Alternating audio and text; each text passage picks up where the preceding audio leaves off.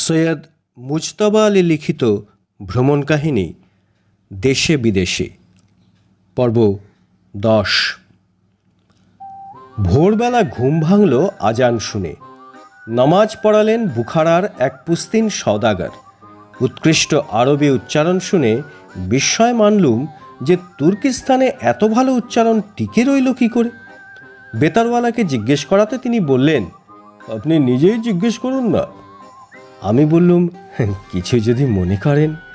আমার এই সংকোচে তিনি এত আশ্চর্য হলেন যে বুঝতে পারলুম খাস প্রাচ্য দেশে অচেনা অজানা লোককে যে কোনো প্রশ্ন জিজ্ঞাসা করতে বাধা নেই। পরে জানলুম যার সম্বন্ধে কৌতূহল দেখানো হয় সে তাতে বরঞ্চ খুশিই হয়। মোটরে বসে তারই খেই তুলে নিয়ে আগের রাতের অভিজ্ঞতার জমা খরচা নিতে লাগলুম। গ্রেট ইস্টার্ন পান্থশালা, আফগান সরাইও পান্থশালা। সরাইয়ের আরাম ব্যারাম তো দেখা হলো, গ্রেট ইস্টার্ন গ্র্যান্ডেরও খবর কিছু কিছু জানা আছে। মার্কস না পড়েও চোখে পড়ে যে সরাই হলো গরিব আর হোটেল ধনী। কিন্তু প্রশ্ন, তাই দিয়ে কি সব পার্থক্যের অর্থ করা যায়? সরাইয়েও জনা আষ্টেক এমন সদাগর ছিলেন যাঁরা অনায়াসে গ্রেট ইস্টার্নের সুইট নিতে পারেন। তাদের সঙ্গে আলাপচারি হয়েছে। গ্রেট ইস্টার্নের বড় সাহেবদেরও কিছু কিছু চিনি, কিন্তু আচার ব্যবহারে কি ভয়ঙ্কর তফাৎ। এই 8 জন ধনী সওদাগর ইচ্ছে করলেই একত্র হয়ে উত্তম খানাপিনা করে জুয়োয় 200-400 টাকা এদিক ওদিক উড়িয়ে দিয়ে রাত কাটাতে পারতেন। চাকর বাকর সন্ত্রস্ত হয়ে হুজুরদের হুকুম তামিল করত। সারাইয়ের ভিখিরি ফকিরদের তো ঠেকিয়ে রাখতই, সাধু সজ্জনদের সঙ্গেও এদের কোনো যোগাযোগ হতো না। পৃথক হয়ে আপন আপন দীর্ঘ স্তম্ভে এরা তো বসে থাকলেনই না। 8 জনে মিলে খানদানি গোঠ ও এরা পাকালেন না। নিজ নিজ পণ্যবাহিনীর ধনী গরিব আর 5 জনের সঙ্গে এদের দহরম মহরম আগে তো ছিলই। তার উপরে সরাইয়ের আসন পেতে জিরিয়ে জুড়িয়ে নেওয়ার পর তাঁরা আরও 5 জনের তত্ত্ব তালাশ করতে আরম্ভ করলেন। তার ফলে হরেক রকমের আড্ডা জমে উঠল। ধনী গরিবের পার্থক্য জামা কাপড়ে টিকে থাকলো বটে, কিন্তু কথাবার্তায় সেসব তফাৎ আর রইল না। 2-4টে মোসাহেব ইয়েসম্যান তো ছিল, সন্দেহই নেই। তা সে গরিব আড্ডা সর্দারদেরও থাকে। ব্যবসা বাণিজ্য, তত্ত্বকথা, দেশ বিদেশের রাস্তাঘাট, গিরিসংকট, ইংরেজ রুশের মন কষাকষি, পাগলা উট কামড়ালে তার দাওয়াই, সর্দারজির মাথার ছিট, সব জিনিস নিয়েই আলোচনা হলো। গরিব ধনী সকলেরই সকল রকম সমস্যা আড্ডার দয়ে মজে কখনো ডুবল, কখনো ভাসল। কিন্তু বাকচতুর গরিবও ধনীর পোলাও কালিয়ার আশায় বেশরম বাঁদর নাচ নাচল না। ঝগড়া কাজিয়াও আড্ডার চোখে সামনে চাতালে হচ্ছে। কথাবার্তার খোঁচাখুঁচিতে যতক্ষণ উভয় পক্ষ সন্তুষ্ট, ততক্ষণ আড্ডা সেসব দেখেও দেখে না, শুনেও শোনে না। কিন্তু মারামারির পূর্বাভাস দেখা দিলেই কেউ না কেউ মধ্যস্থ হয়ে বখেরা ফয়সালা করে দেয়। মনে পড়ল বায়োস্কোপের ছবি। সেখানে 2 সাহেবে ঝগড়া লাগে আর 5 জন হটে গিয়ে জায়গা করে দিয়ে গোল হয়ে দাঁড়ায়। 2 সাহেব তখন কোট খুলে ছুঁড়ে ফেলেন, আর সকলের দয়ার শরীর কোটটাকে ধুলোয় গড়াতে দেন না, লুফে নেন। তারপর শুরু হয় ঘুষোঘুষি, রক্তারক্তি। 5 জন বিনা টিকিটে তামাশা দেখে আর সমস্ত বর্বরতাটাকে অন্য লোকের নিতান্ত ঘরোয়া ব্যাপার নাম দিয়ে ক্ষীণ বিবেক দংশনে প্রলেপ লাগায়। সরাইয়ে কারো কোনো নিতান্ত ঘরোয়া ব্যাপার নেই, তাই পার্সোনাল ইডিওসিক্রেসি বা খেয়াল খুশির ছিট নিয়ে কেউ সরাইয়ে আশ্রয় নেয় না। অথবা বলতে পারেন সকলেই যে যার খুশি মতো কাজ করে যাচ্ছে। আপনি আপত্তি জানাতে পারবেন না, আর আপনিও আপনার পছন্দ মতো যা খুশি করে যাবেন, কেউ বাধা দেবে না। হাতাহাতি না হলেই হলো। তাতে করে ভালো মন্দ দুইই হয়। একদিকে যেমন গরম, ধুলো, তৃষ্ণা সত্ত্বেও মানুষ একে অন্যকে প্রচুর বরদাস্ত করতে পারে, অন্যদিকে তেমনি সকলেই সারাইয়ের কুঠির চত্বর নির্মমভাবে নোংরা করে। একদিকে নিবিড় সামাজিক জীবনযাত্রা, অন্যদিকে ব্যক্তিগত স্বাধীনতার চূড়ান্ত বিকাশ। অর্থাৎ কমিউনিটি সেন্স আছে, কিন্তু সিভিক সেন্স নেই। ভাবতে ভাবতে দেখি সরাইয়ের এক রাত্রি বাস করেই আমি আফগান তুর্কমান সম্বন্ধে নানা রকম মতবাদ সৃষ্টি করতে আরম্ভ করেছি। হুঁশিয়ার হয়ে ভেতরের দিকে তাকানো বন্ধ করলুম। কিন্তু বাইরের দিকে তাকিয়েই বা দেখবো আর কি? সেই আগের দিনকার জনপদ বা জনশূন্য শিলাপর্বত। সর্দারজিকে বললুম, রাত্রিরে যখন গা বেরোচ্ছিল তখন একটু সুপুরি পেলে বড় উপকার হতো, কিন্তু সরাইয়ে পানের দোকান তো দেখলুম না। সর্দারজি বললেন, পান কোথায় পাবেন বাবু সাহেব? পেশোয়ারেই শেষ পানের দোকান। তার পশ্চিমে আফগানিস্তান, ইরান, ইরাকের কোথাও পান দেখিনি। পল্টনে ড্রাইভারি করার সময় এসব দেশ আমার ঘোরা হয়ে গিয়েছে। পাঠানও তো পান খায় না। পেশোয়ারের পানের দোকানের গ্রাহক সব পাঞ্জাবি। তাই তো মনে পড়ল, কলুটোলা জাকারিয়া স্ট্রিটে হোটেলের গাড়ি বারান্দার বেঞ্চে বসে কাবুলিরা শহর রাঙা করে না বটে। আরও মনে পড়ল, দক্ষিণ ভারতে বর্মা, মালয়ে, এমনকি খাসিয়া পাহাড়েও প্রচুর পান খাওয়া হয়, যদিও এদের কেউই কাশী লখনৌয়ের মতো তরিবত করে জিনিসটার রস উপভোগ করতে জানে না। তবে কি পান অনার্য জিনিস? পান কথাটা তো আর্য, কর্ণ থেকে কান, পর্ণ থেকে পান। তবে সুপারি, কথাটা তো সংস্কৃত নয়। লখনৌয়ে বলে ডলি অথবা ছালিয়া, সেগুলোও তো সংস্কৃত থেকে আসেনি। কিন্তু পূর্ববঙ্গে গুয়া কথাটার গুবাক বা গুবাক কি একটা সংস্কৃত রূপ আছে না? কিন্তু তাহলেও তো কোনো কিছুর সমাধান হয় না, কারণ পাঞ্জাব, দোয়াব এসব উন্নাসিক আর্যভূমি ত্যাগ করে খাঁটি গুবাক হঠাৎ পূর্ববঙ্গে গিয়ে গাছের ডগায় আশ্রয় নেবে কেন? আজকের দিনে হিন্দু মুসলমানের সব মাঙ্গলিকেই সুপারির প্রয়োজন হয়, কিন্তু গৃহসূত্রের ফিরিস্তিতে গুবাক গুবাক না, মনে তো পড়ে না। তবে কি এ নিতান্তই অনার্য সুলভ সামগ্রী পূর্বপ্রাচ্য থেকে উজিয়ে উজিয়ে পেশোয়ার অবধি পৌঁছেছে? সাধে বলি, ভারতবর্ষ তাবৎ প্রাচ্য সভ্যতার মিলনভূমি। ডেমোক্রেসি ডেমোক্রেসি এই জিগির তুলে বড্ড বেশি চেঁচামেচি করাতে দক্ষিণ ভারতের এক সাধক বলেছিলেন, তাহলে সবাই ঘুমিয়ে পড়ো। ঘুমন্ত অবস্থায় মানুষে মানুষে ভেদ থাকে না, সবাই সমান। সেই গরমে বসে বসে তত্ত্বটি সম্পূর্ণ হৃদয়ঙ্গম করলুম। ঝাঁকুনি, ধুলো, কঠিন আসন, ক্ষুধা তৃষ্ণা সত্ত্বেও বেতারকর্তা ও আমার দুজনেরই ঘুম পাচ্ছিল। মাঝে মাঝে তার মাথা আমার কাঁধে ঢলে পড়ছিল, আমি তখন শক্ত হয়ে বসে তার ঘুমে তা দিচ্ছিলুম।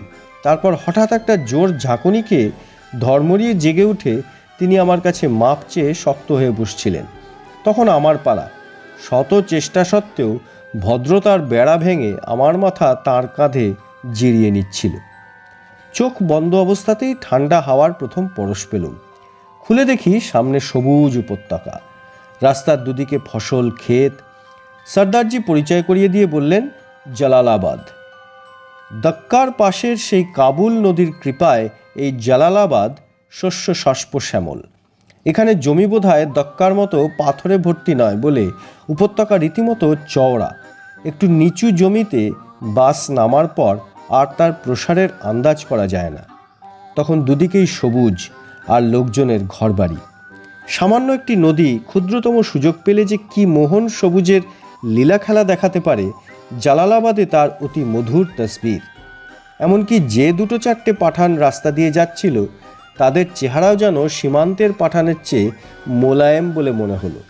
লক্ষ্য করলাম যে পাঠান শহরে গিয়ে সেখানকার মেয়েদের বেপরদামির নিন্দা করে, তারই বৌঝি খেতে কাত করছে অন্য দেশের মেয়েদের মতোই।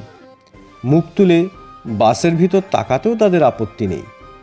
বেতারকর্তাকে জিজ্ঞেস করতে তিনি গম্ভীরভাবে বললেন, আমাদের যতদূর জানা কোনো দেশের গরিব মেয়েই পর্দা মানে না, অন্তত আপন গায়ে মানে না। শহরে গিয়ে মধ্যবিত্তের অনুকরণে কখনো পর্দা মেনে ভদ্রলোক হবার চেষ্টা করে, কখনো কাজকর্মের অসুবিধা হয় বলে গায়ের রেওয়াজি বজায় রাখে। আমি জিজ্ঞাসা করলুম, আরবের বেদুইন মেয়েরা? তিনি বললেন, আমি ইরাকে তাদের বিনা পর্দায় ছাগল চড়াতে দেখেছি। থাক উপস্থিত এসব আলোচনা, গোটা দেশটা প্রথমে দেখে নিই, তারপর রীতি রেওয়াজ ভালো মন্দের বিচার করা যাবে। গাড়ির সদর রাস্তা ছেড়ে জালালাবাদ শহরে ঢুকল। কাবুলিরা সব বাসের পেট থেকে বেরিয়ে 1 মিনিটের ভিতর অন্তর্ধান। কেউ একবার জিজ্ঞেস পর্যন্ত করলো না বাস ফের ছাড়বে কখন। আমার তো এই প্রথম যাত্রা, তাই সর্দারজিকে শুধালুম, বাস আবার ছাড়বে কখন? সর্দারজি বললেন, আবার যখন সবাই জড়ো হবে। জিজ্ঞেস করলুম, সে কবে? সর্দারজি যেন একটু বিরক্ত হয়ে বললেন, আমি তার কি জানি, সবাই খেয়ে দিয়ে ফিরে আসবে যখন তখন। বেতারকর্তা বললেন, ঠায় দাঁড়িয়ে করছেন কি, আসুন আমার সঙ্গে। আমি শুধালুম, আর সব গেল কোথায়, ফিরবেই বা কখন? তিনি বললেন, ওদের জন্য আপনি এত উদ্বিগ্ন হচ্ছেন কেন? আপনি তো ওদের মাল জানের জিম্মেদার নন। আমি বললুম, তা তো নই, কিন্তু যেরকমভাবে হুট করে সবাই নিরুদ্দেশ হলো, তাতে তো মনে হলো না যে ওরা শিগগির ফিরবে। আজ সন্ধ্যায় তাহলে কাবুল পৌঁছবো কি করে? বেতারকর্তা বললেন, সে আশা আপনি শিখে তুলে রাখুন, এদের তো কাবুল পৌঁছবার কোনো তাড়া নেই। বাস যখন ছিল না তখন ওরা কাবুল পৌঁছতো 15 দিনে, এখন 4 দিন লাগলেও তাদের আপত্তি নেই। ওরা খুশি, ওদের হেঁটে যেতে হচ্ছে না, মালপত্র তদারক করে গাধা খচ্চরের পিঠে চাপাতে নামাতে হচ্ছে না, তাদের জন্য বিচুলির সন্ধান করতে হচ্ছে না। জালালাবাদ পৌঁছেছে, এখানে সকলেরই কাকা মামা শালা কেউ না কেউ আছে, তাদের তত্ত্ব তালাশ করবে, খাবে দাবে, তারপর ফিরে আসবে। আমি চুপ করে গেলুম। দক্কাতে অফিসারকে বলেছিলুম, আর 5 জনের যা গতি আমারও তাই হবে। এখন বুঝতে পারলুম সব মানুষই কিছু না কিছু ভবিষ্যৎবাণী করতে পারে, তফাৎ শুধু এইটুকুই, কেউ করে জেনে আর কেউ না জেনে। আফগানিস্তানের বড় শহর 5টি: কাবুল, হিরাত, গজনি, জালালাবাদ, কান্দাহার। জালালাবাদ আফগানিস্তানের শীতকালের রাজধানী, তাই এখানে রাজপ্রাসাদ আছে, সরকারি কর্মচারীদের জন্য খাস পান্থনিবাস আছে। বেতারবাণী যখন বলছেন তখন নিশ্চয়ই আছে, কিন্তু উপস্থিত জালালাবাদের বাজার দেখে আফগানিস্তানের অন্যতম প্রধান নগর সম্বন্ধে উচ্ছ্বসিত হওয়ার কোনো কারণ খুঁজে পেলুম না।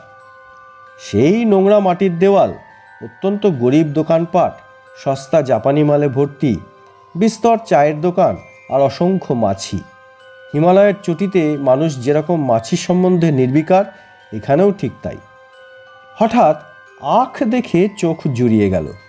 চৌকো চৌকো করে কেটে দোকানের সামনে সাজিয়ে রেখেছে, আর তার উপরে দুনিয়ার সব মাছি বসাতে চেহারাটা চালে তিলের মতো হয়ে গিয়েছে।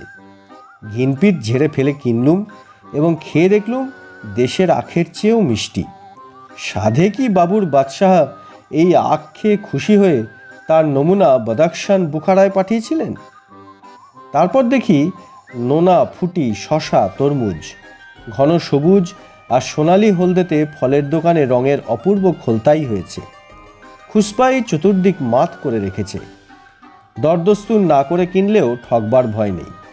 রপ্তানি করার সুবিধে নেই বলে সব ফলই বেজায় সস্তা। বেতার বার্তা জ্ঞান বিতরণ করে বললেন, যারা সত্যিকারের ফলের রসিক তারা এখানে সমস্ত গ্রীষ্মকালটা ফল খেয়েই কাটায়, আর যারা পাঁড় মেওয়াখোর তারা শীতকালেও কিশমিশ, আখরোট, পেস্তা, বাদামের ওপর নির্ভর করে। মাঝে মাঝে রুটি, পনির আর কচ্ছিত কখনো এক টুকরো মাংস। এরাই সবচাইতে দীর্ঘজীবী হয়। আমি জিজ্ঞেস করলুম, এদের গায়ে বুলেট লাগে না বুঝি? জালালাবাদের ফল তাহলে মন্ত্রপুত বলতে হয়। বেতার বার্তা বললেন, জালালাবাদের লোক গুলি খেতে যাবে কেন? তারা শহরে থাকে, আইন কানুন মানে, হানাহানির কী বা জানে। কিন্তু জালালাবাদের যথার্থ মাহাত্ম্য শহরের বাইরে। আপনি যদি ভূবিদ্যার পাণ্ডিত্য প্রকাশ করতে চান তবে কিঞ্চিত খোঁড়াখুঁড়ি করলেই আপনার মনস্কামনা পূর্ণ হবে।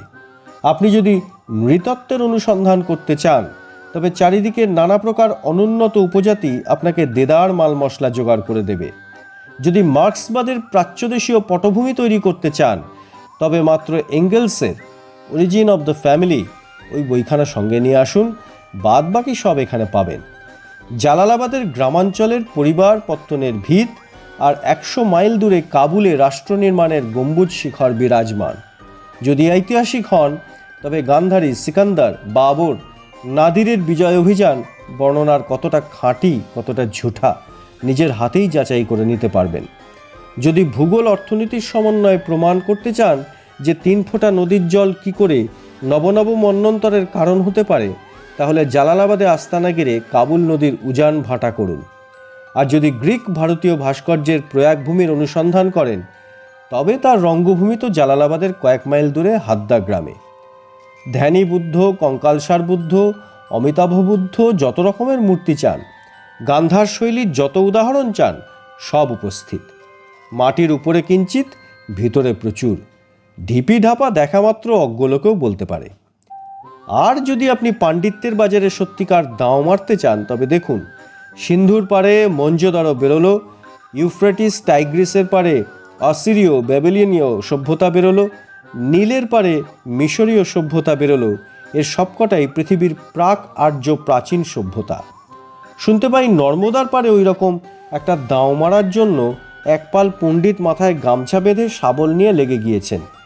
সেখানে গিয়ে বাজার কোণঠাসা করতে পারবেন না, উল্টে দেউলে হবার সম্ভাবনাই বেশি। আর যদি নিতান্তই বরাত জোরে কিছু একটা পেয়ে যান তবে হবেন না হয় রাখাল বাণিজ্যে। একপাল মার্শাল উড়োউড়ি করছে, ছোঁ মেরে আপনার কাঁচামাল বিলেতে নিয়ে গিয়ে 3 ভলিউম চামড়ায় বেঁধে আপনারই মাথায় ছুঁড়ে মারবে। শোনেননি, গুণী বলেছেন, একবার ঠকলে ঠকের দোষ, দুবার ঠকলে তোমার দোষ। তাই বলি, জালালাবাদে যান, মঞ্জোদরের কনিষ্ঠ ভ্রাতার উদ্ধার করুন। তাতে ভারতের গর্ব 12 আনা, আফগানিস্তানের 4 আনা। বিশেষত যখন আফগানিস্তানে কাকচিল নেই, আপনার মেহনতের মাল নিয়ে তারা চুরিচামারি করবে না। জানি পণ্ডিত মাত্রই সন্দেহ পিশাচ। আপনিও বলবেন, না হয় মানলুম জালালাবাদের জমির শুধু উপরেই নয় নিচেও বিস্তর সোনার ফসল ফলে আছে।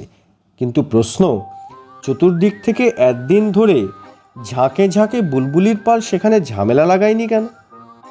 তার কারণ তো বেতারবাণী বহু পূর্বেই বলে দিয়েছেন। ইংরেজ এবং অন্য হরেক রকম সাদা বুলবুলিকে আফগান পছন্দ করে না। বিশ্ব ব্রহ্মাণ্ডের পাণ্ডিতাম্বরে উপস্থিত যে কয়টি পক্ষী উড্ডীয়মান তাদের সর্বাঙ্গে শ্বেতকুষ্ঠ, এখানে তাদের প্রবেশ নিষেধ। কিন্তু আপনার রং দিব্য বাদামি, আপনি প্রতিবেশী। আফগান আপনাকে বহু শতাব্দী ধরে চেনে। আপনি না হয় তাকে ভুলে গিয়েছেন। আপনারই জাত ভাই বহু ভারতীয় এখনও আফগানিস্তানের ছোটোখাটো নানা ধান্দায় ঘোরাঘুরি এমনকি বসবাসও করে। আপনাকে আনাচে কানাচে ঘুরতে দেখলে কাবুলিওয়ালা আর যা করে করুক, আঁতকে উঠে কোঁতকা খুঁজবে না। তবু শুনবেন না? সাধে বলি, সব কিছু পণ্ড না হলে পণ্ডিত হয় না।